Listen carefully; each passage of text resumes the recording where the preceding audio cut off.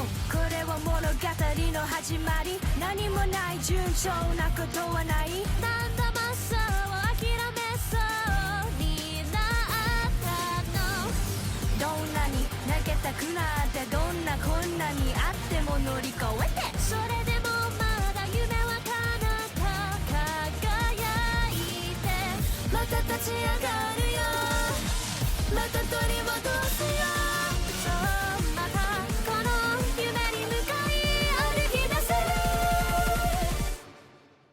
嵐に負けないフェイブル抗い続けるフューチャー雨が降っても全力出して夢に向かって嵐巻き起こせフェイブルざわめかせるんだフューチャー目を覚ますんだ勝負の時間 Wake up wake up 逃げるの FAEBLE FUTURE To the future みんながいればもう怖くない Stand up stand up 進むんだ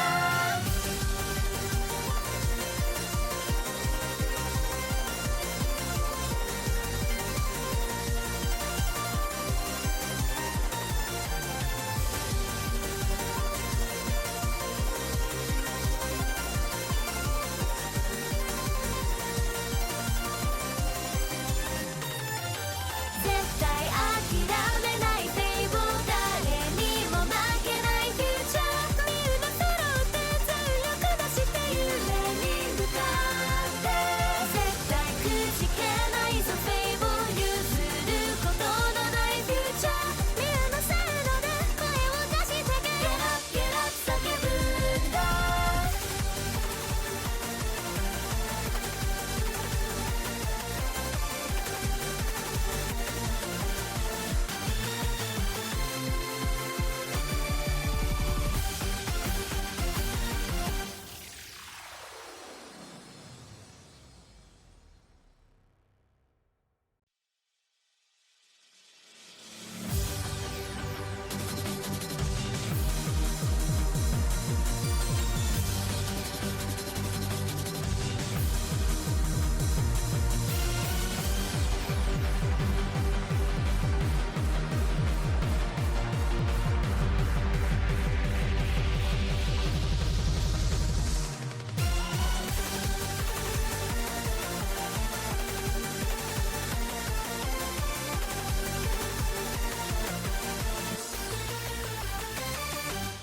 遠く遠く遥かの星からそうやってきた広い広い宇宙の笑顔そう守るため行け行け行け元気出してほら気圧を求めおじけず勇気出して情熱の力輝いた地球晴れた空の中みんなにこのエネルギーを分けてあげる絶対諦めないフェイブル誰にも負けないフューチャーみんな揃って全力出して夢に向かって絶対くじけないぞフェイブル譲ることのないフューチャーみんなせーので声を出して Get up get up 叫ぶんだ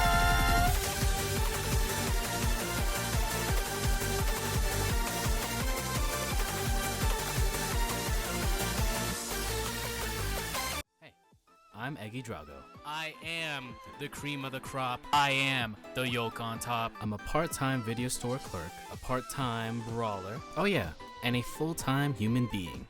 Wow. When I went to Tokyo back in February 2024, I went to an idol concert on a whim because my VTuber Oshi, who graduated, was into that scene. Needless to say, I got hooked.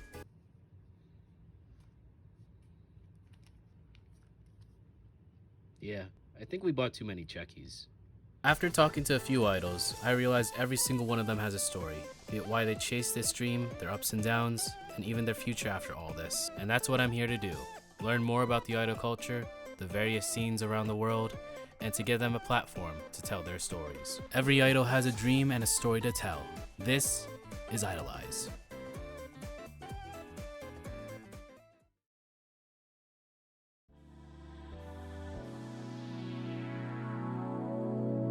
Everybody, give me your energy. Dragon Ball. Hi! Why is there green over there? What the fuck? Fresh off the release of Fable's first EP and a few days removed from opening for BABYBEARD, we'll talk to Fable's guardian of courage, Mayhem, about her journey as an idol. All eyes on me. Idoleyez, Episode 9, Aussie Open Arc, Part 1, Mayhem of Fable. Wednesday, July 10th, 5 p.m. PDT, 8 p.m. EDT for the US. Thursday, July 11th, 10 a.m. AEST for the Australians. Stream live on twitch.tv/EggyDrago with the VOD uploaded on youtube.com/@idoleyez101.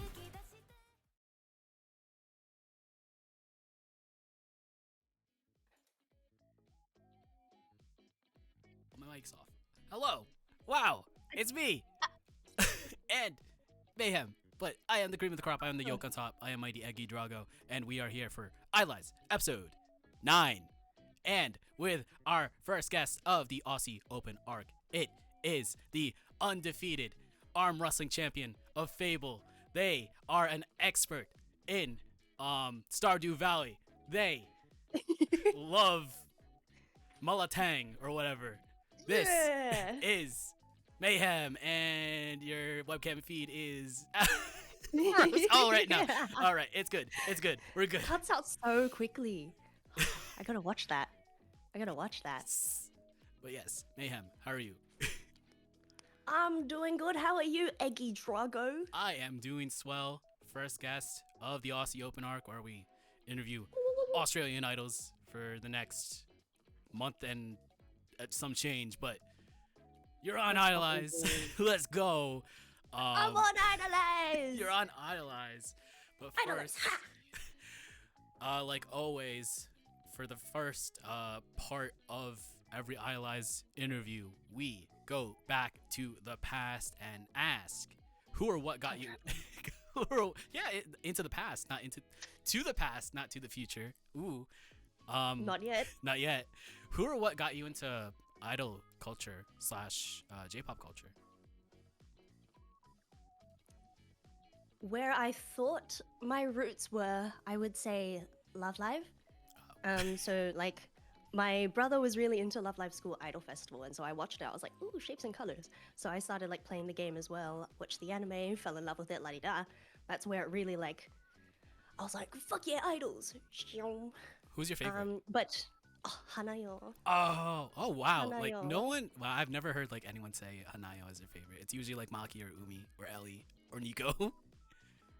I mean, you know, those are way more popular, but like Hanayo though. Yeah. Hanayo, she's Hanayo's like Kami Oshi. Sleeper pick. Yeah, Very good yeah. pick though. But, I would kill and die for her. So, yeah. So it was Love Live that really got you into idol culture. If technically my earliest, like, my first contact, if you will, with idol culture was probably Mermaid Melody. When it's like one of the first anime I watched, and I was like, oh wow, singing and dancing and costumes. So in a way that's idol, but I didn't think of it as idol until much later. Right. Love Live. So did you, after the fact, did you like get into J-pop or just stuck with like Love Live? I sort of knew about J-pop. I wasn't super like into it. I think I liked Love Live, and Baby Metal was kind of how that worked. And I enjoyed Perfume, but I didn't really like get into them. I didn't really look at idol groups so much in the early stages. It was sort of when I like first joined Fable and wanted to take idling more seriously that I tried to like do more research. And then when the idol scene in Sydney and Australia in general started doing more Chika idol, I started being exposed to more Chika idol, and then I started listening to a lot more Chika idol. I see.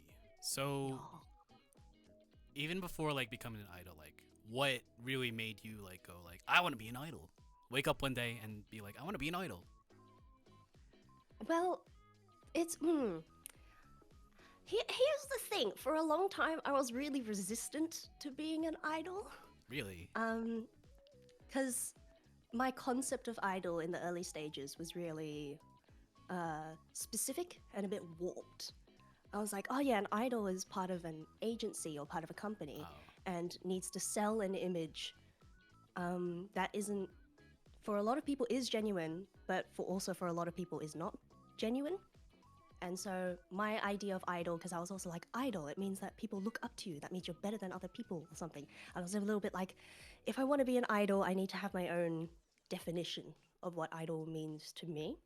And it's only sort of until like very recently where I came to a definition of idol that I felt comfortable with being. And now I'm like, yes, I do want to be an idol. My dream is to be an idol. But like, what was that? Like 2 years into being an idol? Like, kind of took me a hot minute to be on board there. But I've always loved performing and being on stage. And so nothing really could stop me from doing that part, even my fear of being an idol.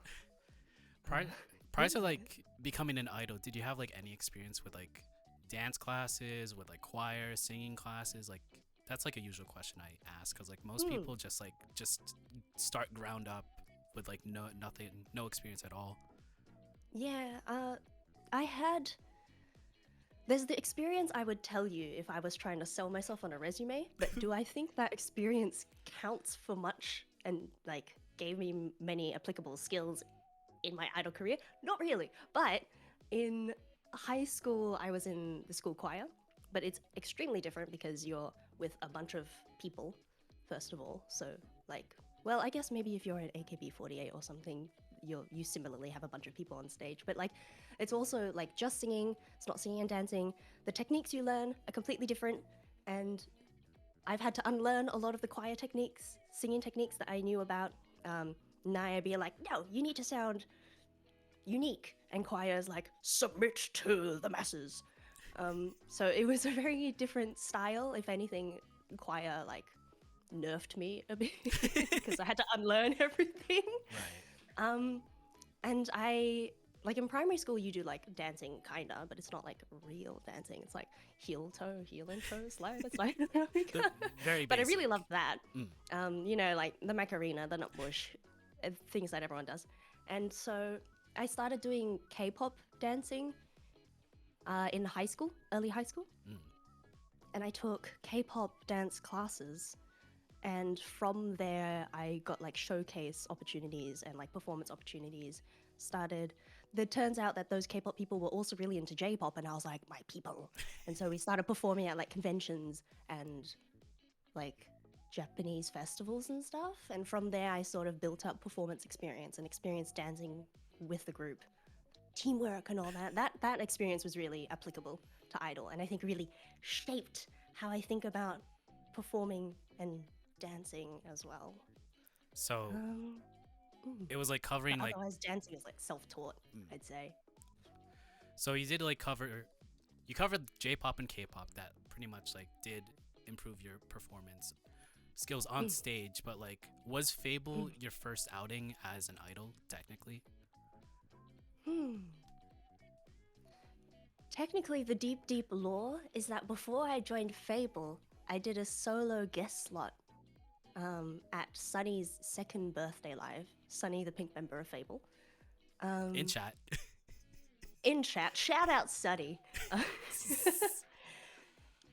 So like, basically there's a Discord server called Idol Sona, which is like idols in New Zealand and Australia. It's a Discord by idols for idols and stuff. I'm not super active in it anymore, but in the early days it was my one connection I had with like idols. And so Sunny posts an Idol Sona being like, hey, if anyone wants to perform for my birthday live, apply here. And I was like, fuck yeah, performance opportunity. So I applied. Sunny follows me on Instagram almost immediately, and I'm like, oh my god, they saw it! And yeah, I end up performing at that live. So in a way, that was my first venture into idol performing in the Australian scene, in the Sydney scene. Shortly after that, I got adopted into a mayonnaise duo with Naya and I, and we performed at Azusa's birthday live, Year of the Tiger, and that was still before FAEBLE as well. And so I sort of picked up things under my belt before I went into Fable. But during that whole time, Fable kind of had their eye on me, I think. So all that stuff got noticed and paid off. So yeah, so Fable started with Sunny, Willow, Christy, and then they started in 2021, and then I guess like around when you performed with Naya, or like, you know, as a solo, that was around like 2022, 2021 ish. Yeah, 2022. Like December 2021 for that birthday live. The birthday live was in December because it was stinking hot. It was crazy hot. Like I made a jacket to wear and then I couldn't wear the jacket. I was like, no, I grinded. Oh, it didn't look good though, so I'm glad I didn't wear it. But like, you know. So after all that, like you performing as a duo with Naya, was that was that basically like an audition for Fable, or like how did you get into Fable? There was indeed an audition process for Fable. Fable, so during this time, what's the timeline? So I perform in the December birthday live, and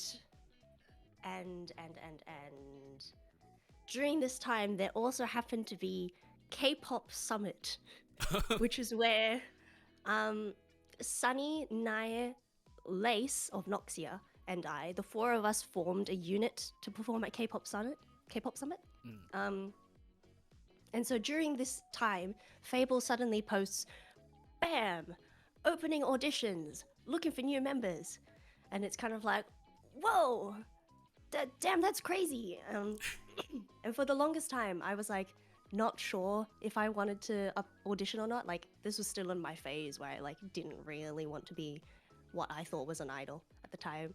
So it took a little while, and like it took until the applications were close to like closing before I sort of applied. And it was like only with me talking to Lace and Naya being like, oh, I don't know if I want to do it. And they're like, you should just apply, you should just do it. And I'm like, yeah, okay, fuck it. All right, I'll apply. I mean, why not, I guess.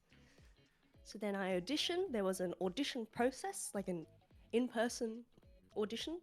And then bada bing, bada boom. Congrats, you passed, and now you are an official member of Fable. Yeah, they were like, you're in. You're going to debut in a month. Oh. Learn the repertoire now. And I'm like... Well... I was like, all right, okay, we're diving in. And they're like, yeah, and there's not really going to be any breaks after this initial push. So they're like, you're just going to keep learning repertoire and you're just going to keep doing shows, by the way. So wow. You're in, prepared for a ride. And I was like, all right, I'm buckled in. Wow. I'm buckled in. Then Naya was like, I can't do that date. I can't debut. And they were like, all right, Naya, we'll debut you later. And I'm like, bye, Naya. And Naya's like, bye, Ray. Yeah, I saw that like Naya's like debut got pushed a little bit further because you debuted first, and then it was Naya, and then yeah, that makes me better than Naya. no, Makes me older than Naya. Yeah, technically in sure. idol years. Yeah. But like you became a member of Fable. Do you remember like the first show you performed as a member of Fable, and like how was debuting as a member? I believe the show was called Fable the Past, unless I'm tripping about that. Sunny, correct me if I'm wrong.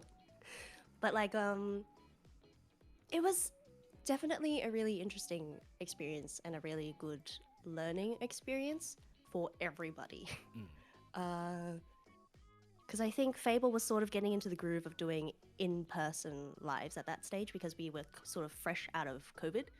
And so they had gotten more used to doing... Well, they did online streams in their early days, I think, and so they only had just sort of started doing more in-person lives. The second Fable one-man, apparently, not including the 3 birthdays. Wow. Yeah, so like they ran a tight ship, and Fable knew what they were doing. They were also down a member because Willow was like not super active in my debut show. like was not there. And so like scrambling to get repertoire that we could do for the show was a little bit like, I don't know. It was really fun, but also really threw me into the deep end because I also like invited all my friends and family. I was like, come to my debut. Please come to my debut. So like my parents were in the audience and they're just watching us have tech issues. And it's like, haha, don't worry about that. We're figuring stuff out. But like, yeah. So like in the lead up to the show, I was like grinding to try and learn singing and dancing, FAEBLE repertoire, singing and dancing at the same time for the first time ever. And so trying to memorize lyrics for the first time ever. And then on the day was like grinding, trying to learn how to run a show because so much goes into running a show. Like, of course, a lot of it is prep in the lead up to it as well, but I was sort of pretty hands off in that. Like, I just like listened to my senpais. They were like, yeah, we're going to book a venue for this time and we're going to book a techie and this is how much that's going to cost and this is going to come out of the FAEBLE pocket, don't you worry. And I'm like, okay, okay. But it was like, I don't know. It was really cool though. There's a lot that goes into running a show. It's really fun. So, I guess like what was it like starting out as a, wow, did I ask this before? Like, what was it like starting out after your debut? Like, what was it like starting out as a member? Like, going through the motions, learning stuff. Was it hard for you or like no? It was it wasn't easy, but I enjoyed it greatly and I wouldn't trade it for the world kind of thing. I think is my answer. I see. I mean, there was a lot to like get used to and learn in the early stages, but there's also a lot of exciting things that happen. It's like, oh my god, baby's first costume, baby's first checky, you know, baby's first checky bundle, baby's first show. Like there's a lot of firsts and they're all really fun to like experience for the first time. And there's you know, there was obviously a big learning curve, especially with singing and dancing, but that's the stuff that idol fans generally are the most forgiving of because they know that you're new and they want to see you try, and as long as you try, people appreciate that a lot. For sure. What was like your parents' reaction to you like becoming an idol? Oh yeah, they were like, don't let it affect your studies. And then when I later got into full-time work, don't let it affect your work. And then of course it did. Because like idol is a full-time thing. And with how much I wanted to do it, there was no way it wasn't going to affect my studies and my work. They generally, like, I have a really good relationship with my parents. Shout out my parents. And they're generally really supportive of the things I want to do. As much as they are, you know, Asian Vietnamese immigrant parents, they also really just want me to be happy. So their only concern is like, hey, if idol doesn't make money, make sure you can still make money so that you can survive. And I was like, yeah, fair enough. I'll do that. That'll be fine. They're really supportive because for a long time I was already doing K-pop performances before that, and even before that I was learning like odorite, odotte mita dances, and I wasn't putting them onto the internet, but I was performing them for my parents at home because I was like, hey, watch this, I learned this dance. And it was like Pink Cat by Ghana Delia, and it was like full of body rolls, and my parents were like, you're a child, but okay, you seem happy. So like I sort of eased them into it without meaning to. I see. I guess like now that you are a part of FAEBLE, like what is your main goal as a member, as an idol in general? 100 tickets. 100 tickets. 100 tickets. Super no vacancy at the Red Rattler. Sold out. Well, okay, Rattler I feel like can fit. I think I was told the capacity for a Rattler is way closer to like 500, 600 or something. But like, that's if you like cram people the fuck in. Super no vacancy. Which also, you know, My goal right now is 100 tickets, but also as soon as I achieve that, we're just up to 200. You know, it's not gonna end. So that's not my ultimate goal, but that's my current goal. I don't know. Yeah, when I think about Fable, I think world domination. Right. Taking over the world. Pinky in the brain. Yeah. If I think about Mayhem, similarly world domination. So it's a race to see whether or not solo Mayhem makes it first or Fable Mayhem makes it first. But either way, world domination. And 100 tickets. 100 tickets. All right. Speaking of your namesake, what was the origin of Mayhem? The origin of Mayhem is, my name is May. And I was like, what's a interesting way to call myself May without calling myself May? And I was like, Mayhem, that's hilarious. I love that. Because then I can be whatever I want to be, and it's encompassed by the name. Because like I feel like if you name yourself, you don't want to name yourself something too specific that you can't grow or anything, right? And I feel like Mayhem as like a word that was also connected to my name is so like broad. It could mean anything, and there's a lot that I could take out of it. And also it's kind of funny because like May and hem and like hemming clothes. I love to sew. I studied fashion. So like I was like, oh, you know, there's so many layers to it. And then I also love to specifically spell Mayhem in all lowercase because I think it's hilarious that like it's such a chaotic word, and then I'm just like Mayhem, tiny font. So like I don't know, I have a lot of fun with the name. I think it's just a good name. I just wanted to be I didn't want to just be called May. But also, I wanted people to call me May, so I'll introduce myself. I'll be like, oh, my name is Mayhem, but you can call me May, kind of thing. I see. I guess, like, Mayhem is a constant, but another constant is your green hair. How did that come to be? Because, like, I did a little research, and you did have, like, green hair before Fable, so. Yes. The lore is that, so POV, I'm in year 12, like final year of high school, whatever that is in American Grade words. 12, yeah, senior year. Grade 12, senior year. Yeah. It was in senior year. And I was like, fuck this, I don't want black hair anymore. I want a new hair color. When I become an adult, I'm gonna get a new hair color. And so I thought for a long time, I was like, what color speaks out to me? What color could I realistically commit to?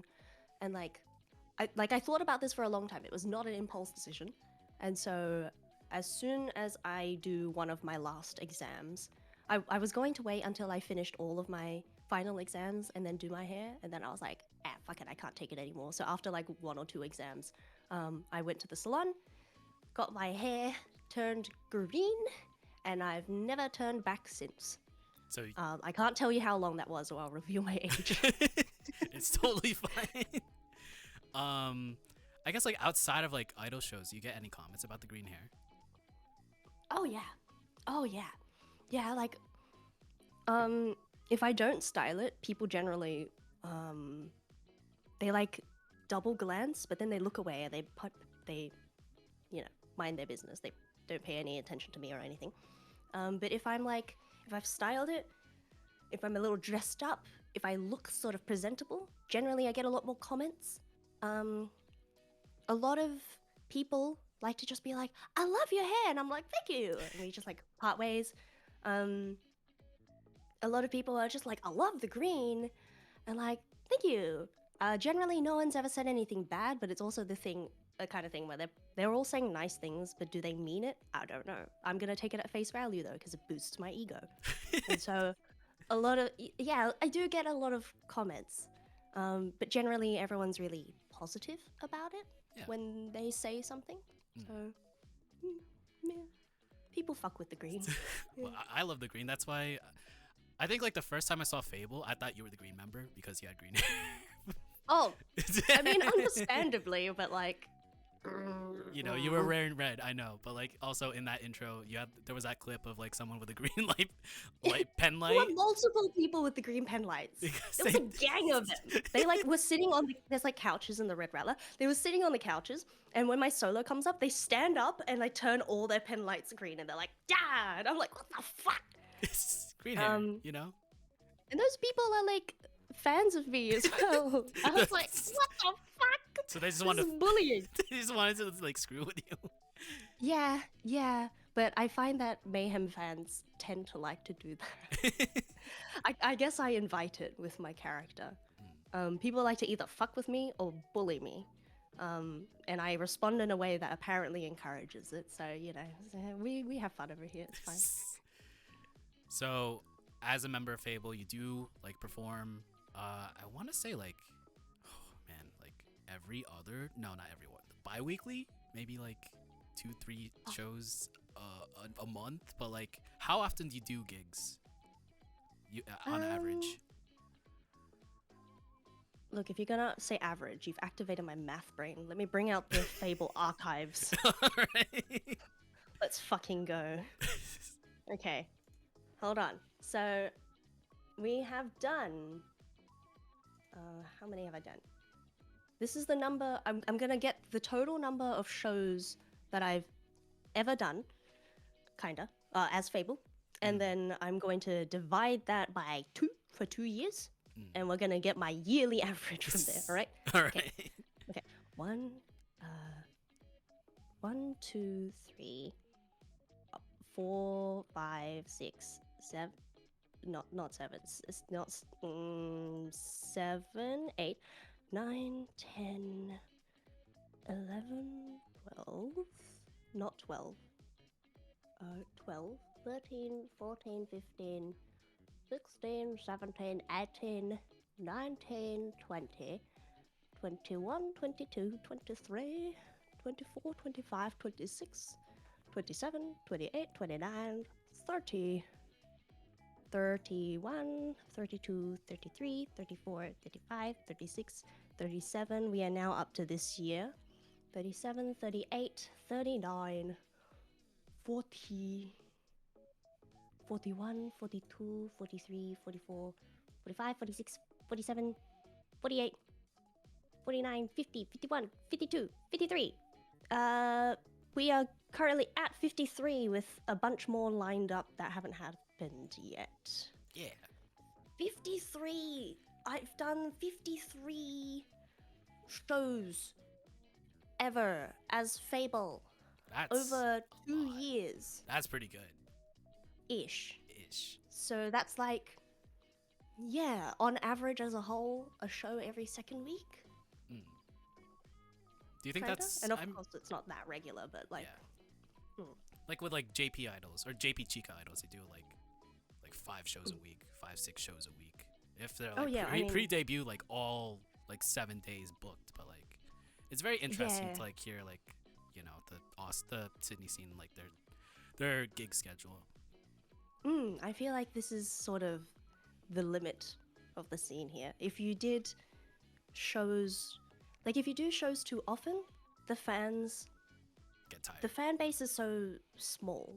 We can only, like, the goal is not to squeeze them dry, right? The goal is to grow the fans, but to do that, that's a much longer process and takes a lot of doing gigs outside of the current fan base to try and bring more people in. But it's been a very gradual process, because also I'm a firm believer that we don't want to get too big too quick.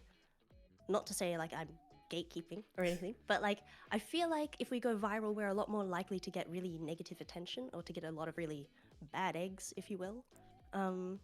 So I think like steady growth is good. Of course, whatever happens, happens. And so if we do shows too often, I think that'll just drain the existing fans and audience that we have, and it's important to take care of those fans because, you know, those are the people that we should be taken care of, right? Right. So, but yeah, if you're able to and the fan base can take it, and if you're trying to make money and like make a living from Idol, I feel like performing every day is like what you have to do. Right. Is the bare minimum, really, especially with how few people can show up to shows in Japan, and how like sparing people are with their checky spending in Japan as well. So I think I would be willing to do more performances. Well, now that I've built up the stamina. Okay, it took me 2 years, but I've now built up the stamina that I'd be able to survive if we did more shows. And I kind of just want to do like more. But the audience would not be able to handle that, I don't think. So I gotta channel that energy into other things, you know. Right. So we talked about how often you did gigs, but like, let's go like in detail. What was like the weirdest gig that you've done? Weird. Be it like, Bring up the list again so I can see what gigs I've done. Oh, I don't have my glasses on. Okay. What would you count as weird? what would I count as weird from experience? Yeah. From hearing other idols talk about it. We had Marmalade go to a show where someone did a striptease and showed themselves naked. Oh yeah, she mentioned that. Yeah. In a vlog. Yeah, I was like, oh yeah. I mean, the venue that Fable does shows at like sometimes has strip shows in it, so like it has the infrastructure, if you will, to allow for such a thing if anyone wanted to do it. But I don't think there's really demand for it. So I don't know. you know, That's maybe not. maybe not. It's a different genre. It's a different genre. What else? So a strip show, nice. Strip show. Trying to think, like Phoebe did a show where like everyone was smoking and it almost like screwed up her lungs and caused an asthma attack. oh fuck. I guess that counts No, as that's- weird and that's- toughest, but yeah. Yeah, that's not great. I feel like breathing's pretty important for being an idol and for being alive. That sounds rough. Trying to think. Aiden, trying to remember. I have like short-term memory loss. Trying to like go through my brain. They did like a show where like no one showed up for some reason. Yeah, like empty venue. It was mostly because like everyone was like at another part of the venue or something. I really don't remember. Oh, But yeah, I think that's what it was. I Sorry. mean, we do now have Idol Nexus. So Idol Nexuses in Sydney as a structure follows sort of the Japanese Taiwan, where we do the merch at the same time as other people's performance sets. So similarly, those present the issue of someone performing and then all the audience leaving to get that person's merch and then not being there for the next performer. But I don't think it's happened quite that way yet. I think the audience here is very, very kind. Yeah, Or how I would say it, they're pussies. They're pussies who won't decide who their favorites are and fucking commit. Because not to be harsh, but if everyone leaves for your performance slot, simply do better. And also, you won't know whether or not you should be doing better unless you get some kind of indication, oh my god, from the audience or something, right? So, I don't know. If the audience is holding back, how are we supposed to do anything, you know? right. Cause like in the U.S., we don't have like parallel like merch sales where like they perform and then right after they sell stuff. It's usually like right after a show, everyone sells their stuff. So like everyone is mostly like supportive of like they just stay in their place and just like support everyone or like watch everyone perform. So it's very much not like Japan. So yeah. Yeah, and like still most of the shows here follow that kind of structure where it's like merch is after the show. Because also with how small the scene here is, everyone knows everyone, so everyone's sort of friends with everyone in some ways. So after the show, you just go around, make the rounds, chat to everybody. And it's a bit harder to do that if you're having merch during the show, because then you have to like dip, come back, and you might miss someone. We shouldn't necessarily be catering just to that niche of people, though, you know? Hot take. Hot take. I don't know what's the weirdest show I've done, to be honest. Oh. I've done fairly tame shows. I've heard of other people doing interesting shows, but I was not, in fact, there. I seem to dodge them. I don't know. All right, so scratch weird, but like, what would you think is like the toughest gig that you've done? Last year we had a Fable one-man called Fable the Astral. And it was a one-man, but it had Sunny, Willow, and me. So 3 members of Fable. And that was difficult because, first of all, in the planning stages, we had to make sure we had enough repertoire that worked with this lineup, because it wasn't a lineup that was particularly common at that point. So we didn't necessarily have many songs together. So it was a little bit of like, we had to get a little bit creative with what we could do for that show. But the reason why it was tough, especially for me, was because I was sort of having health complications at the time. And it was a sort of situation where it was almost a medical emergency by the time Encore came around. Because thank you everybody, thank you audience, we got an Encore for that show. But I was really pushing myself to finish the show full stop. And when they call for Encore, it's like, they want more, time to die. Sunny was like, sit the fuck down, do you need to do this song? And I was like, I really fucking want to do this song. So I get up and I do the song, but then after that I couldn't really like stand anymore. And so for the final Encore song, they had me sitting on a stool, K-pop injury style. So it ended up being fine. I think like the issue was that around that time I wasn't taking care of my health properly, making sure to like drink water, eat nutritious food before a show and stuff. And that show, because of the interesting lineup, was especially taxing on me in a way that I'd never done before, like physically demanding as a show. Like I was doing 5 to 6 songs in a row or something, and I was going super hard in them because at that time we were still doing some songs that were dance only. So we weren't singing in them. And if you're doing a dance only song, my philosophy is go super hard on the dance. But having more of those in the show means that I can't really survive as long, and my stamina couldn't take it. After that, I was banned from doing more than 5 songs in a row for a little bit until I built up the stamina, and then the other Fable members were like, okay, now you can survive it, now you're allowed to do it. So they were really strict on me, and I am very grateful for it. I mean, it's I think like, what was it?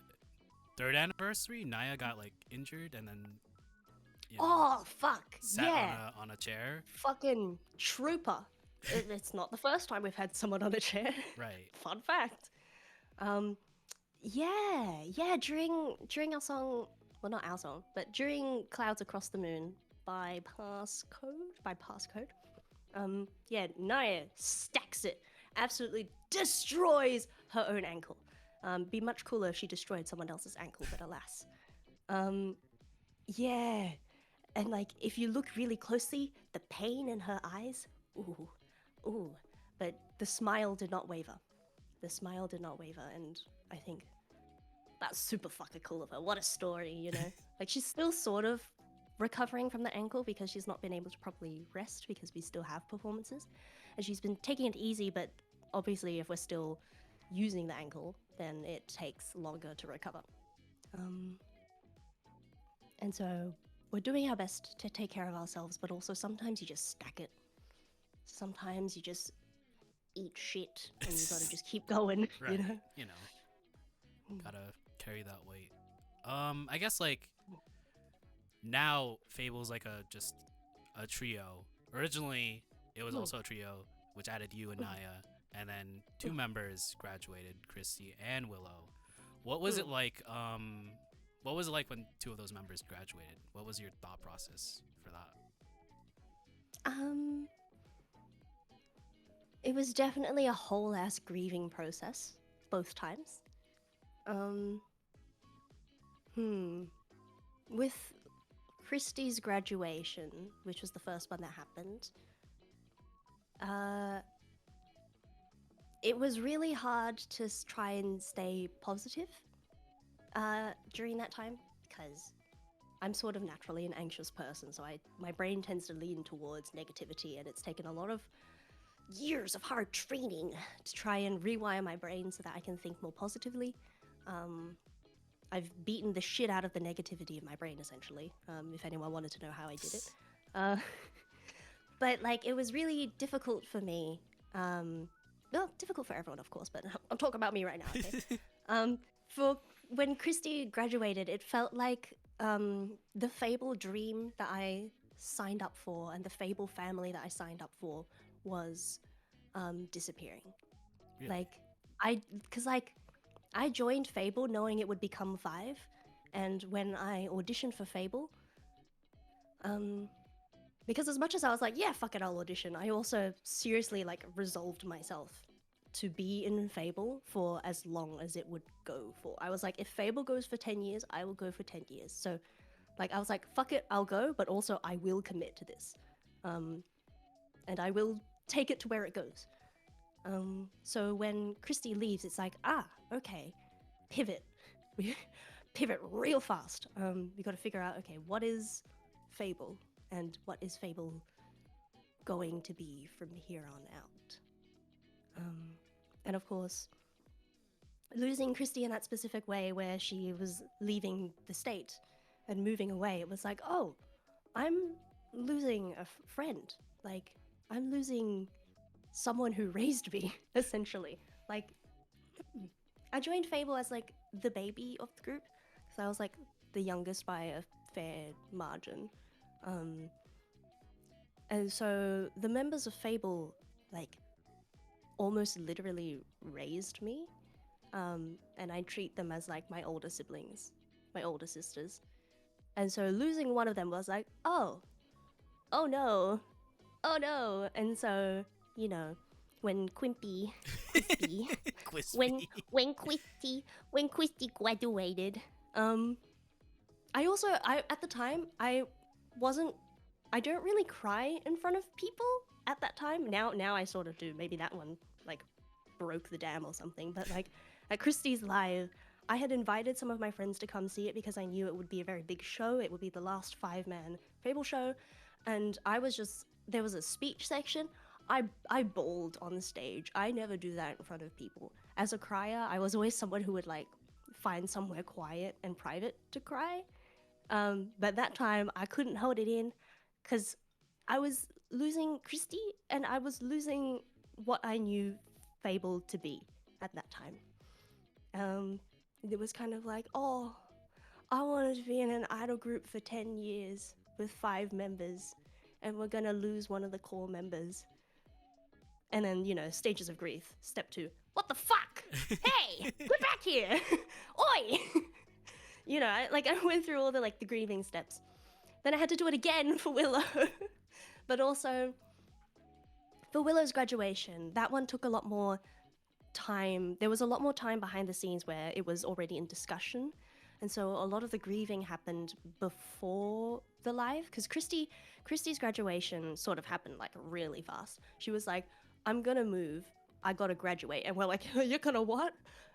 So that was really like, wham, bam, slam, kablam, off she goes. And, you know, she had to do what she had to do. I hope she is happier in Melbourne. And, you know, when you gotta go, and that's fine. Ka-chow. Gotta go fast. Willow took more time to leave.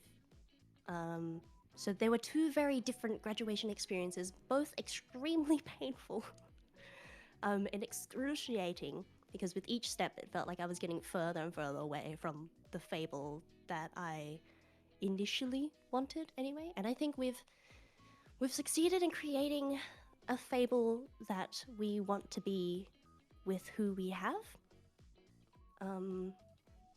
And we continue to remember and honor the past members, our alumni, our alumnus. We love them very dearly, but I don't know. And because also on paper, it looks kind of like, oh, what's going on if like 2 out of 5 of the group left? And it's kind of like, I can tell you now, there wasn't really any internal problems. It was just life. Yeah, stuff happens, and it just, right? it happens, but it also kind of looks nasty on paper. Being like, yeah, we used to have 5. Like someone looks at the logo and they're like, what are the other colors for? And it's like, don't worry about it. We used to have people, but we don't anymore, and that's okay. That's life. That's life. I mean, Graduations are hard. stuff happens, but like they're like I've seen them on social media and like in the Discord server, like they're proud of you. They're proud of like the whole group in general with like the EP release. So you're carrying on that legacy, right? You'll see in the delayed viewing tomorrow, but they also prepared something as a surprise at the EP release live. So much crying. So much crying. As an idol and as a human, idling has helped me become more emotionally vulnerable.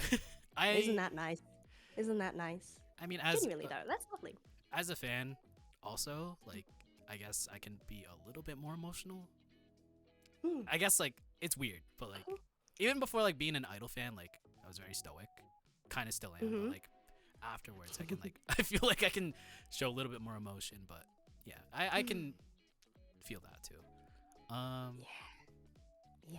Very, yeah, like seeing or like witnessing like 2 people like graduate, it's pretty painful. But like at least you got Pretty rough. At least it was on good terms, and at least they're pretty supportive of the group and their efforts now. I guess It's probably the best way it could have gone, realistically. Like, I could not ask for better graduations, I suppose. But if I were to ask for something, I'd ask for no graduations. If I am to be the spoilt baby of FAEBLE, I want the family to stay together. oh wait, on a lighter note, what was your reaction when Christy appeared in Naya's birthday live? Oh, shat myself. Because like POV, we're setting up the show. There were a lot of balloons for that show, and we did not have a pump, so we were like, we were like huffing and puffing. And so I thought I was being a little bit delirious because I was low on oxygen. Christy walks in and she's like, "Hey gamers," or like some stupid shit like that she says, and it's just like, huh? And she's wearing all white, so I was like, an angel has descended upon me. And so I was in deep shock, and then I sprint to give her a hug. No, wait. When she came for Idol Force, I sprinted to give her a hug. This time, I was so shocked that I was frozen in place for quite a while, trying to process what was happening. Because also, Sunny and I were similarly confused about whether or not Christy showing up was a surprise to Naya or not. And as it turns out, it wasn't. Naya's the one who brought Christy over. So, like, Naya was just like, yeah, Christy's here. And I was like, why are you so normal about this? Did I miss a memo? And it's like, no, it was meant to be a surprise. It's like, oh, so this is a personal attack then. Fuck you. You know? Yeah. And then a similar jump scare again when she gets on stage because, you know, as someone in the show, I see the run sheet, I see the performer, I see what songs are going to be performed. And so seeing the night before, oh, they've added a song. Okay, Naya must have added another solo song that she wanted to do. Surprise, surprise. Christy jumps on stage, starts performing, and I'm like, when did you learn this song? You don't know this song. She did now know this song. She apparently learned it the morning of. Oh, wow. Insane. I thought I got over all the shock like before the show, and then she appears on stage. And it's like, hey, what the fuck? What are you doing? I look around. I'm like, where's security? Fuck, Christy is security. Damn it. Yeah, definitely an experience. So, I guess like after that, wow, on another lighter note, what would be like your favorite performance as a group? Be it like OT5, be it like as a trio now, or like anything in general? Favorite performance? Like show, you reckon? Yeah, show's fine. I think as OT5 we did Fabletopia, which was Sunny's third birthday live. Sunny turned 3 years old. Congratulations, Congrats. Sunny. And so we did that show as 5 people for the first time. And then we did Christie's graduation as our second and last show as 5 members. So as OT5, I've got 2 lives to choose from. One's a birthday, one's a graduation. Kind of poetic in some ways. That one's like, we're celebrating the birth, and then the next one's like, goodbye. And I feel like the 2 of them kind of go well together as a set. I don't know. But I think maybe the graduation, because of how emotionally hard-hitting it was as the last show with 5 members, I think I loved that show, loved doing that show. There were a lot of details that Christy and the FAEBLE members put into that show to make it special. And so it stands out in my memory as a very special show. But also, I've heard some people think that that would be the peak of FAEBLE because it's when we had like the most members. I feel like we have topped that live, though. I don't know, I feel like we keep improving. So with every live we do, every live gets better. And so I would therefore say our most recent live is my favorite, the EP release. I feel like because also it was our first time doing like original music, right? Yeah. It was super emotional. It was super fun. But also, to be honest, our latest anniversary live, Triennium, our 3rd anniversary live, that was super fun. The vibes for that were incredible for some reason. So that's also up there for sure. I feel like, yeah, like the only way is up, and like after every single performance you get like better and better. It's like in general that's how it is. But I feel like FAEBLE, like I guess like the first live I saw you guys, oh man, it might have been Naya's birthday. Yeah, so it wasn't like the typical like FAEBLE group, you know, Taibon, but like you guys did pretty good. And then like seeing that up to now, it's pretty like you up and up like up and away. Up and away. You guys improve a lot. So yeah. Yeah, I feel like growth has also been like pretty exponential. There was a time where we were like cooling down a bit as we did the graduations, and then back to the really fast growth. So I don't know.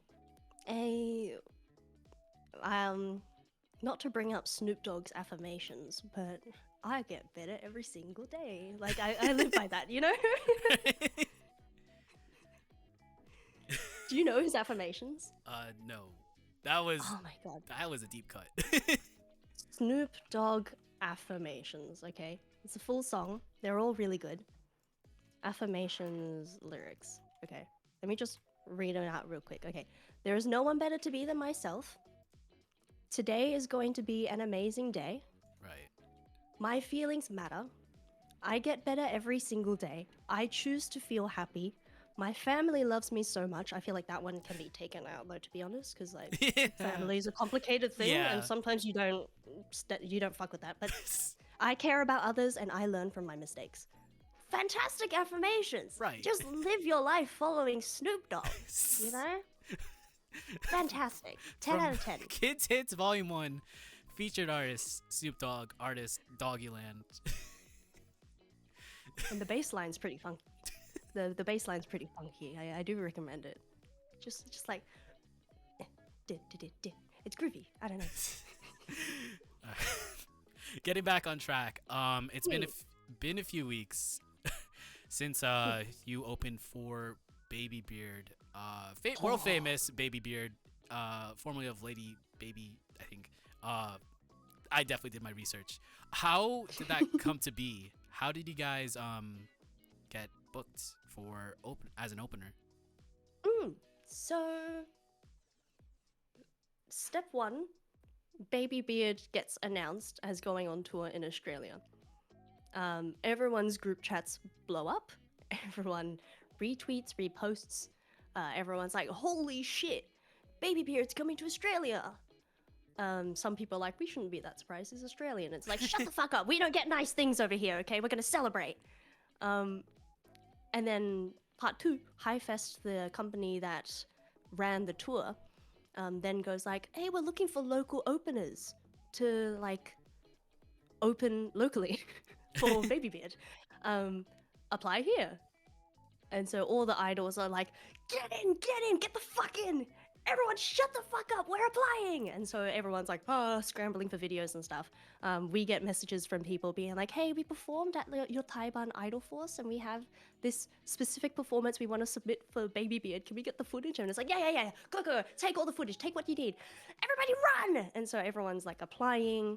And then the selection process, what they said was that Ladybeard was watching and choosing them, I think. And so, yeah, we got selected. Bada bing, bada boom. We performed. It was bloody great. It was a bloody good time, you know. It's like, I think like seeing like the list of performers that performed as openers. It was like Wooly. It was you. It was Crazy Fantasy. It was Patty's band, Sunset Morio. A lot of people. Definitely just like an all-star cast of like the Sydney scene, and I guess technically, yeah, people outside of Sydney. But like with that's with that stacked amount of like openers, and you guys, I guess it gave everyone like 10 minutes each, right? I believe so. Like generally the structure was like BABYBEARD takes big chunk, because I don't remember exact numbers. So BABYBEARD, big chunk, Paida and Amy's slightly smaller chunks, everybody else small chunks. Right. That kind of, and like we got 10 minutes. I assume everyone got 10 minutes. I think from looking at the run sheet that was the case. 10-minute sets. So like since you guys only did like 10 minutes, because like I watched, well, the performance is on YouTube on the FAEBLE channel. Check it out. YouTube.com/probably FAEBLE or something. Search Probably FAEBLE, like BABYBEARD opener or something. Yeah, search for FAEBLE Future. We tend to show up, even though that's not our name. Yeah, that's like the most recent video, but it was only like 10 minutes. You did 2 songs, which was a cover and then an original song. What made you decide on like the 2 songs that you wanted to perform? Because also, to sort of like compare and contrast, I think Wooly did like 3 or 4 songs. Like she like crammed that shit in with the power of like medley remix, shortening a song and then making it cut straight into the other song. You can cram more into 10 minutes. So like to all the idols out there, anything is possible. If you have 10 minutes, you could do 1 song, you could do 10. Just saying. FAEBLE chose to do 2 songs because we wanted to make sure we did an original to be like promote our originals to a new audience and be like, hey, this is who we are, this is what we do, we are cool. And the cover song that we chose is a song that tends to be very well received and a good fan favorite. We did Ose by IBEC, and we have the sort of gimmick in the song where originally the way IBEC does it in Japan is they'll go like Ose, Ose, Ose, Ose, and the audience will then go Ose, Ose, Ose, Ose. Shit. Never mind. So it's just Ose, Ose, Ose, Ose, Ose, Ose, Ose, Ose, Ose, Ose, Ose, Ose, Ose, Ose, Ose, Ose, Ose. But when FAEBLE performed it, people very quickly picked up on the joke of it sounding like Aussie, Aussie, Aussie. And so responding oi, oi, oi is the traditional way to do that. So we would be like, Ose, Ose, Ose, Ose, and they'd be like, oi, oi, oi, oi. And like some people were just like, we don't want to say Ose, that's hard to say. Oi is so much easier. And it's like, for a time I was resistant to it because I was kind of like, no, guys, you're getting it wrong. No. And then I was like, you know what? Aussie Pride, that's hilarious. We've created our own thing. If IBEC could see us now, I would hope that they would smile upon us. They're not dead, by the way. They're just in Japan. And so it kind of like became our thing. And it's a really fun song. And generally, picking up on the Ose, Ose, Ose, Ose, oi, oi, oi, oi is really like beginner friendly. So when we do performances at like council festivals, so like to normies and to like parents and children, generally if we do Ose, they can learn the oi, oi, oi during the song. And so a lot of people have a lot of fun with that song. Like, we have a lot of fun with that song. I mean, it's tiring as fuck, but also we love it, so we just keep doing it. but it's also a really long fucking song. And we wanted to make sure we did the whole song. And so 10 minutes was like crumbling before our very eyes. So we were like, all right, we only have space to do Ose and an original. So we'll pick the original that sort of is like, this is Fable, this is the story of Fable.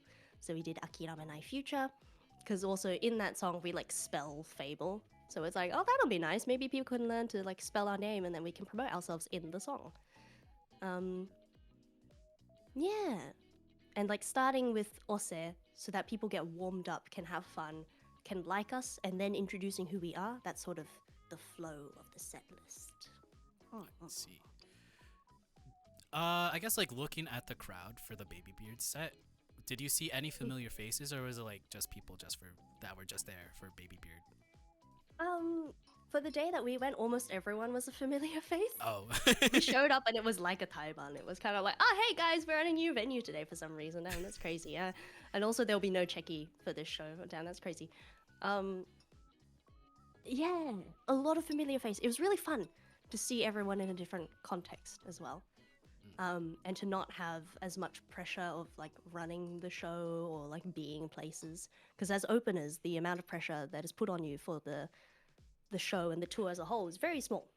Like, you show up, you do your thing, you can fuck off or you can hang around. So in a lot of ways, rather than an opening set, it was like a free ticket, baby. We just go in and we enjoy the concert. Yeah, so a lot of familiar faces and a lot of new people as well, but we got to like chat with some new people and that was nice. Hopefully some of those people can come to shows in the future. I was gonna ask, like, did you make any new fans out of like performing as an opener? There were some people who are really excited about the idea of coming to more shows like what they saw. Well, without the BABYBEARD part, I guess. I'm sure they'd be excited to see that too, but they're back in Japan, baby. Off they go. Oh. But we'll see if those people show up. Having an interest and knowing that we exist is a great start, though. So we'll see. We'll see. Hopefully it pays off. I guess like going back from that, like performing to like normies and like trying to make fans out of them. When you were active as a member of the group, how did you, as a member of Fable, like get your name out there? Did you like throughout my whole time in Fable? Yeah, like how did you get more fans out of everyone? How could I make a fan out of you? Yeah, this welcome to the Fable business meeting, where I come up with ideas on how we can promote ourselves, and here's everything that we fucking like. There's millions of ideas, and then there's only so much that we end up doing and can do in a lot of ways. The way we promote to Norway, so we try and get performance slots in spaces where a J-pop performance makes sense and where a lot of normies would be. So conventions are really good. Anime conventions, Japanese culture conventions, Japanese themed festivals, Asian themed festivals, Asian pop. So Lunar New Year tends to be a big one where they're like, yeah, we just want performers. We want performers. And it's like, hello, we do Asian music. And they're like, all right, you're in. And we're like, yeah, fuck yeah. So we apply to a lot of those sort of council events. And of course, we don't always necessarily make it because a lot of people probably look and be like, what are these fuckers doing on the stage? Why are they dancing? That's weird. But we apply to a bunch of those because ultimately what we're trying to sell is our performance. And so if we show up in front of people and perform, if they like it, they can come to more shows. And if they don't like it, that's okay. We can part our ways and we're all good. But what else? At the EP release show, we had Parfait Parlor come and do a merch stand at our show, and she also prepared goodies for like a giveaway. So we tried to do things like that to promote to people because in theory, Parfait Parlor's fan base or like customer base is idol fans, and if they don't know about Fable, hopefully now they do through that collaboration. Stuff like that. And like, of course, we like promote our social media as much as possible and try to get it out there. But I think our success is a little bit limited right now. We're struggling to break free and reach new people. In a way, me being here is hopefully going to reach more people. Hopefully, So, you guys can get more American fans, or like more international fans. I guess like that's Yeah. that's the point of the Aussie Open arc, and I'm really hoping that does Thank you. something. I think it will. I believe it will. Cause like we had a look at our like Spotify data the other day, to see who's listening on Spotify, and it's like huge chunk Australian, huge chunk Japanese, and then surprisingly very small of like America. And I'm like, America doesn't know we exist. I will fix this. And so, you know, hopefully we can appear on the radar a little bit more, because I know there's a lot of people in America. Also, America's huge, but there's a lot of people in America who have an interest in the kinds of things that we do, and I feel like there's a lot of people in America who would like us if they knew we existed. So we need to somehow let them know that we exist, and you know, we'll get there. We're working on it. We're doing our best. Right. Cause like, I think for me, I think like the time I discovered Fable was like when I was trying to get into the Aussie scene. Like I didn't realize there was a whole scene until like, I want to say I met Ria and Gumi, and then like when I followed them, like it like gave me a whole list of people to like follow. So it was probably you, Naya, Sunny, the A-Muse people, Amy Tarasu, a bunch of like Citrus Plus people that I followed. And then I guess that's how I found out about like the Twitch VODs and stuff. So, and the Thank you, performances. Tanj and Goombas. Thank you, Tanj and Goombas. We love you. Mwah. But yeah, that's how I basically found out about the Aussie scene, because like I had no idea. I thought it was like mostly contained in Japan, and like there's a small part of the US that really loved idols, or like had idol performers. But yeah.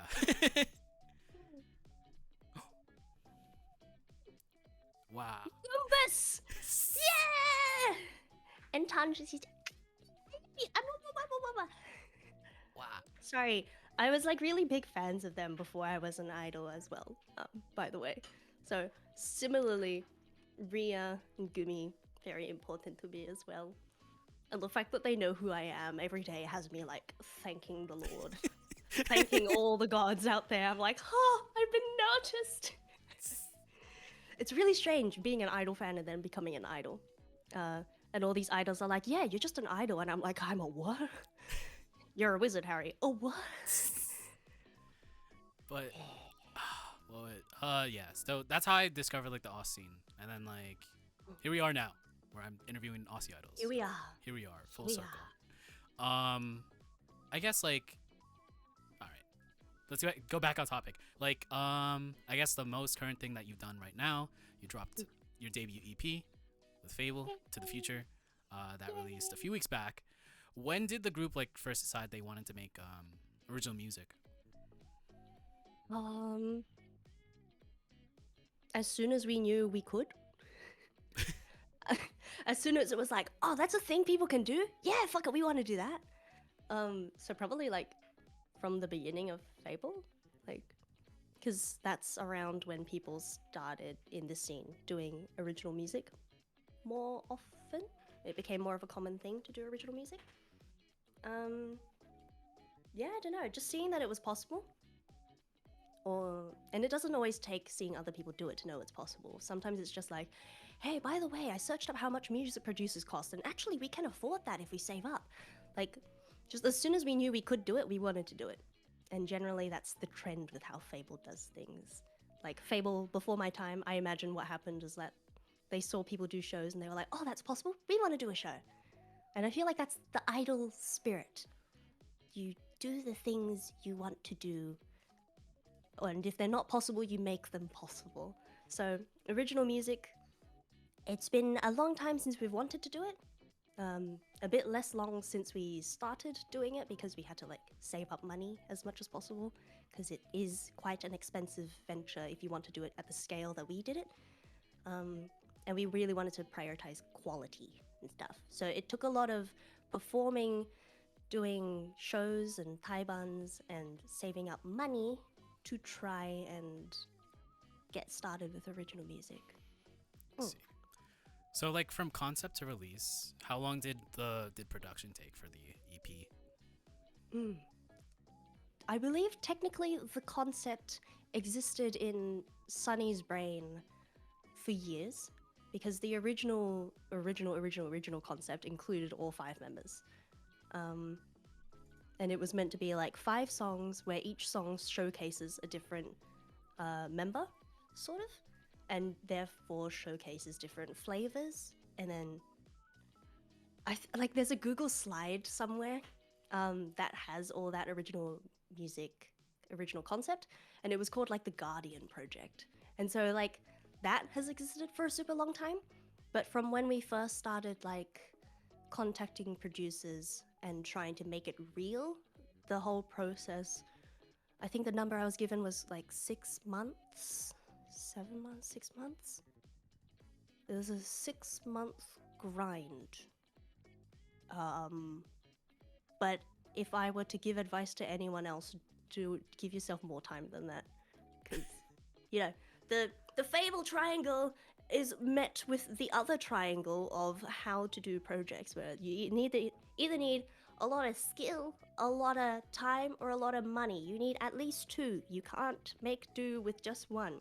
And so if you don't give yourself time, well, if you don't have skill, as in like we don't know how to write the music ourselves, we don't have the programs and stuff, we're not able to do that stuff on our own super duper well necessarily. So we didn't necessarily have the skill, so we needed to make sure we had the time and the money, and we were a bit lacking in both, so things were a little bit rough. But yeah, it's done now. It's out now. It's done. It's good. It's really good. It's good? Oh my god, stop. No way. No way. Yeah, But yeah, really it good. is really good. I like it. I guess, well, it is like, it took a while, and then, well, 7-8 months, and then it got released, and it was really good. How did you find like the right producers and lyricists for the tracks? I do remember 5 a.m. Brain is trying to remember. You had the same producer for as like one of Crazy Fantasy songs. Did we? I think Ria. I don't remember. That was 5 a.m. Brain. But, Probably Jemmy. yeah. I feel like everybody's worked with Jemmy.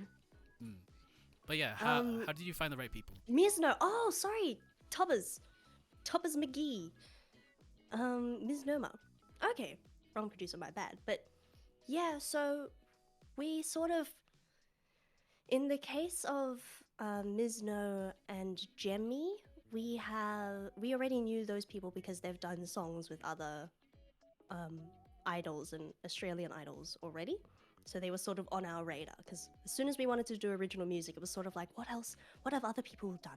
What producers did other people use? How did they do this? How did they do that? But the other people, I think Sunny did a lot of research through the power of, I believe, Twitter and VGen. VGen, very good. VGen, very good. Yeah, Not just for VTuber, so highly recommend using.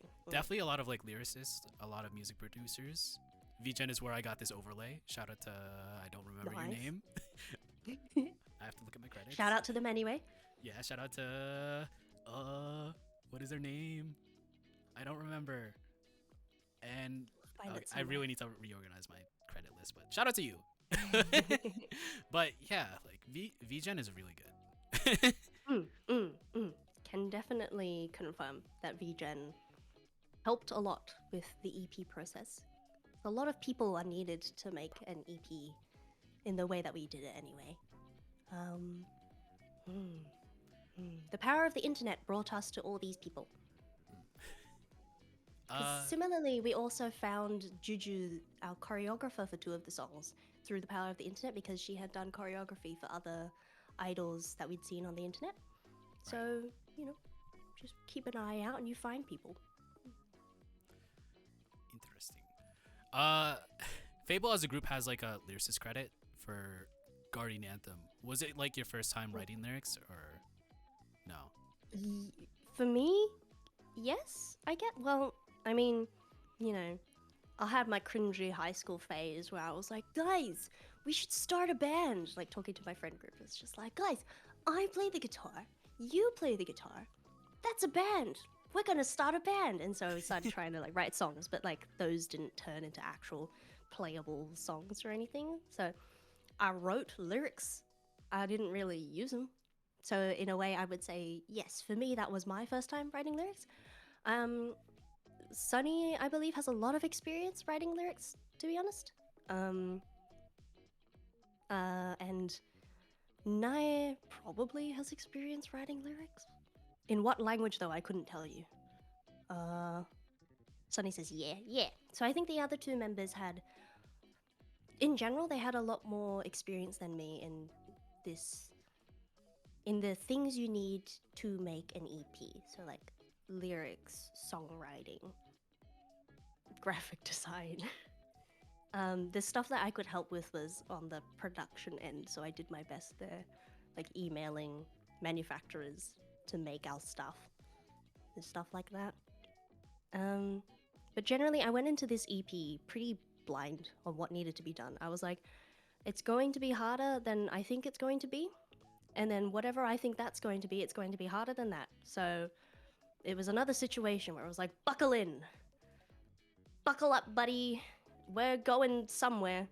And as it turns out, after the EP was made, turns out we're going to the future. To the future. So, Yeah. I guess after that, like, what would you say was your favorite track to record? Oh, to record? Mm. Oh. Sakeboze? Sakeboze was, if I'm remembering correctly, that's the one that was surprisingly smooth to record. It kind of just like happened. It like came out of me. Like I stood in front of the mic and I was like, here's the notes, here's the line, go for it. And I was like, and I just ejected the song out of me. And I don't know, I'm pretty happy with how Sakeboze turned out. It's really fun. Because, of course, in matching the title, it's really shouty, really cally, really yelly. And I would listen back to the recordings and be like, oh my god, I sound kind of cool. Who is that? Wow, that's crazy. Like, for the longest time in my life, I thought that I would only ever be able to handle cute concepts. Like when I first did K-pop dancing and stuff, anytime I tried something that wasn't cute, the people around me would kind of be like, no, you should just stick with cute. And so joining FAEBLE and then being told, hey, you actually do cool kind of well, I was like, oh, I've always wanted to do cool. And so similarly recording Sakeboze, it was kind of like, oh my god, I sound so cool. And it was really exciting. So that was really fun for me because I get to do a tiny growl in one of the lines in Sakeboze, and I'm like, oh my god, I sound so cool. So that one was very fun for me. I do remember like FAEBLE had like a Q&A session on Instagram stories, but like I kind of want to repeat stuff just for like a bigger another audience. But like, what was what was one thing like you wanted to do on the EP but couldn't, / what was one thing you wanted done differently?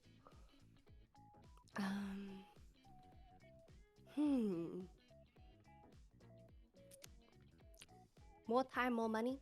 No way we could have had either though. I feel like the way we went was the way it had to go. But in an alternate universe, more time, more money. Because I think it would have been cool if we had more, thinking with my production brain, it would be cool if we had more merch to go with the EP.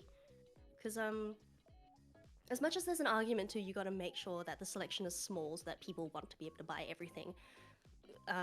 It's also like, fuck it, if you offer a big selection, people can just pick what they like, right? So I feel like it would have been nice to have like, I don't know. I feel like I can't say too much just in case we do end up doing it later.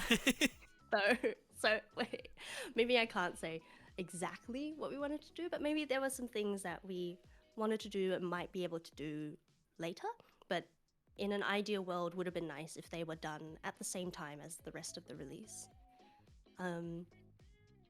But we might do them later, so I can't exactly say what they are, I think. I don't want to show all my cards just in case. Just in case. Well, speaking of the future, speaking of to the future, listeners to the future. Is there like any bucket list things that you want to achieve as a yes, buy the EP. Buy the EP. Please. It's really nice. It's really wow, nice. that's actually really nice. Right? It's a lyric booklet. It's like got like lyrics and stuff with English translations. Eh? Sorry, what did you say? Is there any bucket list things you want to achieve as a member of FAEBLE?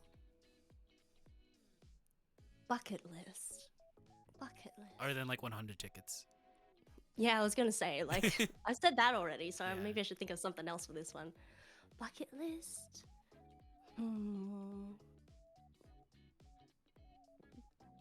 This is a little bit cheeky of me to say, but I haven't done a birthday live yet. I mean, it is coming so- up in like a couple months.